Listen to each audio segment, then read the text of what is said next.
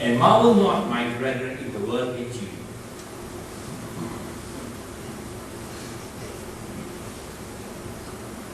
Here we have a person who is willing to kill his own brother. Now lately, just about a few days ago, we read about a child was born and thrown, and the child died. The woman minister said something that is very cruel. But we look at it differently. It's not just cruelty. Even the animals love the children, their own children. How could it be that now human beings can hate their own child and even murder their own child? Well, it's not new to us, because Cain was able to murder his own brother. In the book of Genesis chapter 4, verse 8, the Bible tells us, now Cain talked with Abel, his brother, and it came to pass, when they were in the field, that Cain rose up against Abel, his brother, and killed him. You just imagine looking at your own brother's eye and then you kill him. This is something only a person who is full of hatred could perform. Hatred and murder come from unrighteousness. He who hates his brother is not from God, but from Satan. Verse 15 of the passages we read.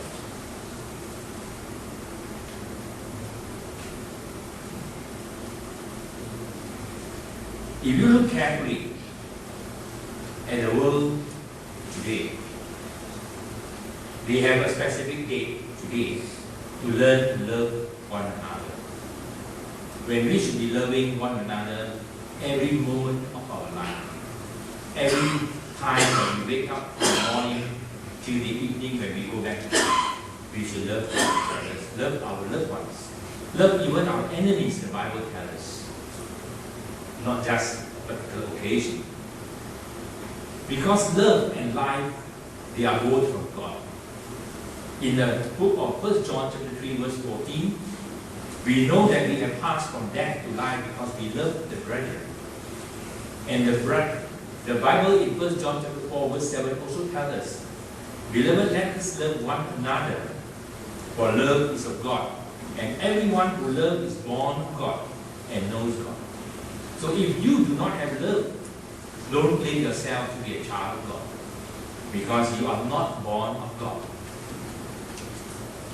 Because hatred and death are from Satan, therefore Satan is your father, and you are born of Satan.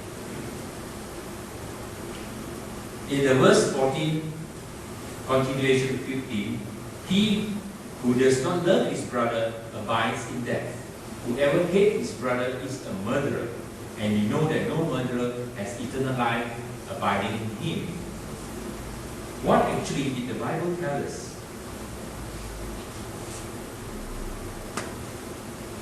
Hate his brother is a murderer.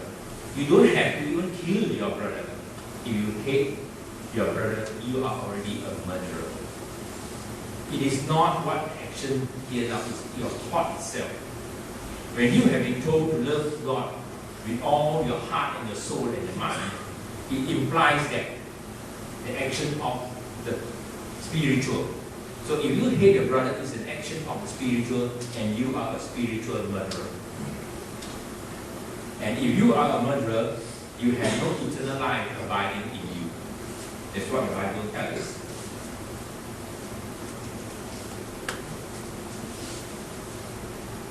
So he who does not love does not know God, for God is love. And what is this love?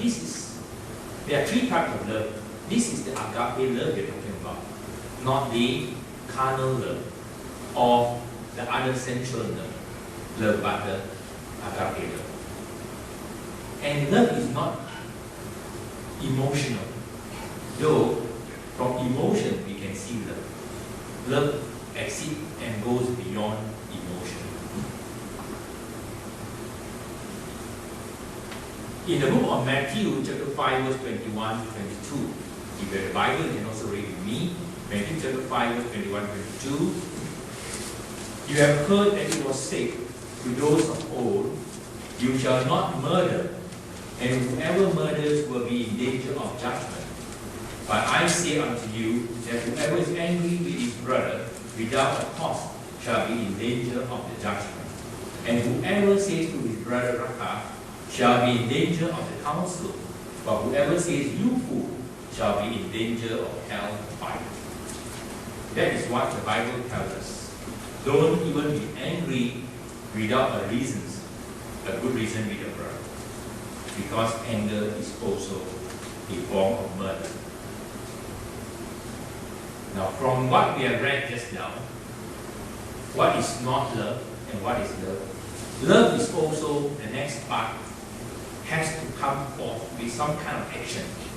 Love is not just by word, but it's also action. It is a self-sacrifice, just like Jesus in verse 16. It is giving your life for something or giving your life for someone. That is action. No point you go and tell somebody who needs something and then you say, God bless you.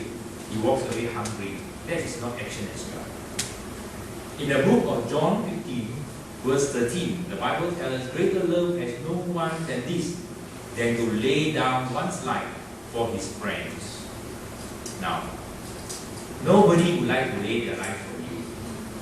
And very few, even for some rich men, who can afford to pay security guards to lay down their life for them. Even in the confrontation with life and death, the security guard will run away. Your bodyguards may guard himself rather than guard you. So very few people, even for the sake of being paid, will not lay down their lives for you. In the book of Ephesians chapter 5, verse 2, the Bible tells us this. Ephesians chapter 5, verse 2, walk in love, as Christ also has loved us and given himself for us, an offering and a sacrifice to God for a sweet-smelling aroma. And that is what Jesus did. By example, he walked in love. How? By giving himself as an offering and a sacrifice to God. In the book of Ephesians chapter 5, verse 25, now we read, this is applicable on the human level to say that for us to be like Jesus Christ, to die on the cross for your friend is so difficult. Now let us go a little bit towards the family side. Husbands, love your wives, just as Christ also loved the church and gave himself for her. Husbands, love your wives. Do I need a Valentine's Day to love my wife? Do I need a Valentine's Day to love my girlfriend if you have those not married? Or to love your brother, to love your sisters? You do not need. Now, eventually, whether you are still single or about to be married, eventually, one day, you will be a husband or you will be a wife. So, husband, love your wife, just as Christ also loved the church and gave himself for her. Would you, as the husband, put yourself in harm's danger to protect your wife and your family? That is just a simple question the Bible is asking us to do. Would you?